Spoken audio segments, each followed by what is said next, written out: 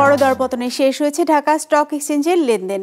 সার্বিক সূচক DSC x 97 point কমে দাঁড়িয়েছে 5,639-এ। বেচা কেনা হয়েছে 530 কোটি টাকার।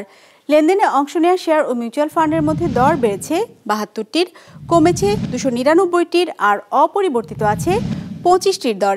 এবার বাজার নিয়ে বিশ্লেষণ শুনবো অ্যালায়েন্স ক্যাপিটাল অ্যাসেট ম্যানেজমেন্টের। লাস্ট অফ দ্য উইকে মার্কেট নেগেটিভলি ক্লোজ হয়েছে এবং মার্কেটের ওভারঅল সেন্টিমেন্টও ছিল আজকে বিয়ারিশ নেচারে। এই উইকের ওপেনিং ইন্ডেক্স ছিল 5,735 এবং তা অলমোস্ট 90 পয়েন্টস কমে এখন ফাইনালি দাঁড়িয়েছে 5,639 পয়েন্টস। এবং মার্কেটের উইকলি অ্যাভারেজ টার্নওভার ছিল প্রায় 700 কোটি টাকা। পার্সেন্টেজ ওয়াইজ আজকে 19% কোম্পানির প্রাইস বেড়েছে, কমেছে 74%, এবং অপরিবর্তিত ছিল মাত্র 7% কোম্পানির প্রাইসে। অর্থাৎ মার্কেটে বেশিরভাগ কোম্পানির প্রাইস কমতে দেখা গিয়েছে আজকে।